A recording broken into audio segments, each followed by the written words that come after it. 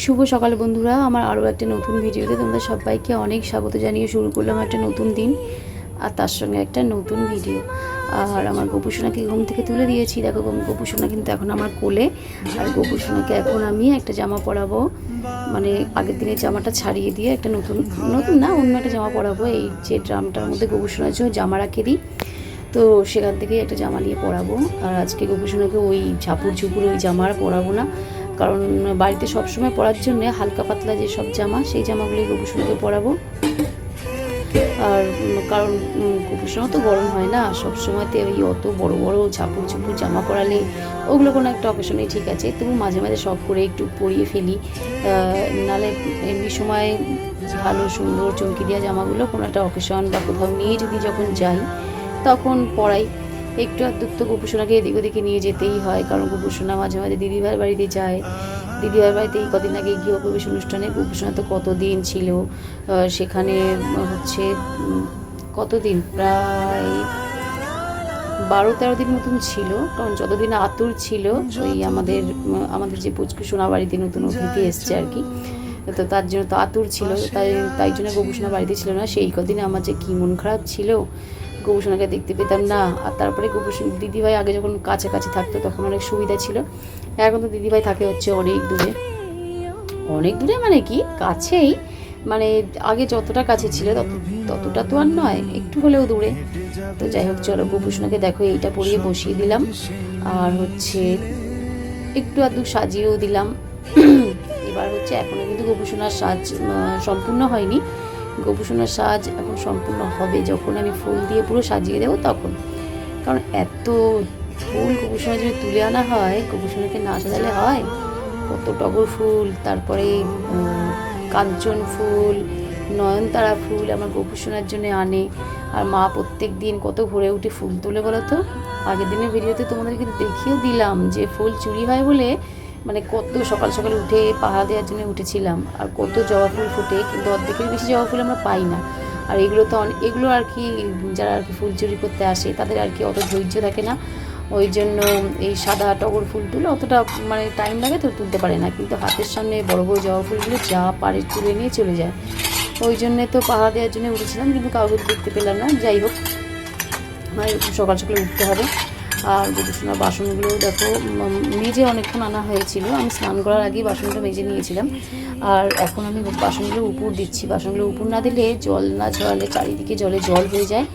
তো এর আগে কিন্তু গোপুসোনার অনেক বাসন, আরও অনেক বাসন, আমি যখন প্রথম প্রথম বিয়ে হয়ে এসেছিলাম তখন গোপুসোনার মানে এক গামলি করে বাসন করতো, আর আমি সেগুলো মেজে ঘষে, আর কখনো আমি কখনো মা কখনো বাসন সবাই মিলেঝুলেই কাজ করতাম।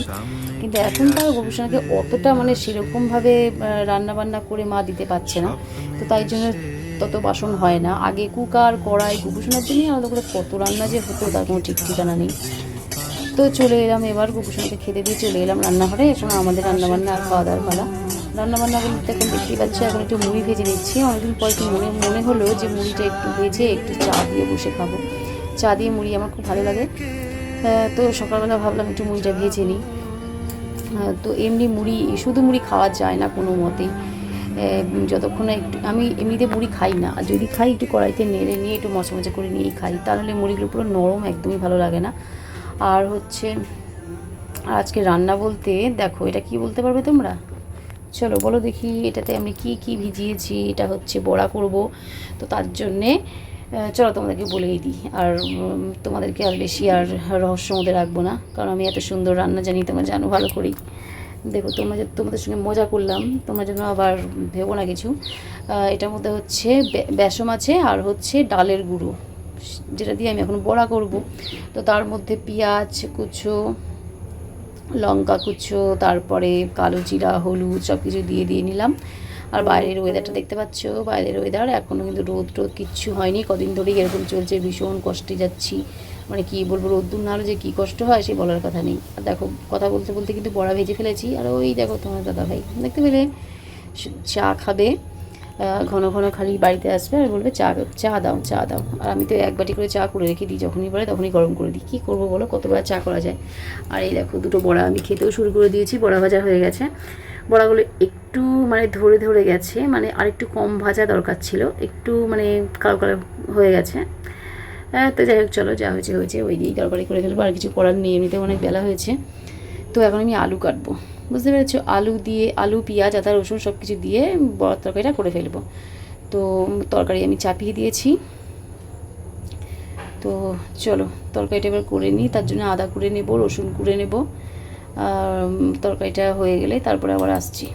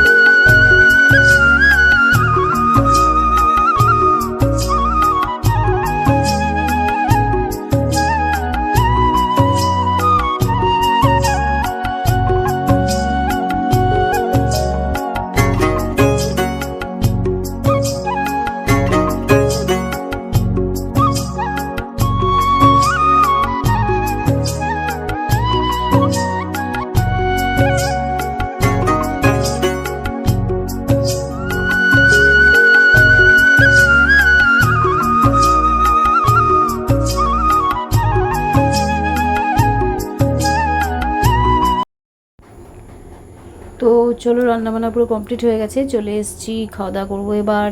এটা হচ্ছে শুক্তো, ওর থেকে মা পাঠিয়েছে, আর এটা হচ্ছে আমার স্পেশাল বড়ার ঝোল। বড়াগুলো একটু কালো কালো হয়েছে, বাট খেতে কিন্তু সুন্দর হয়েছে।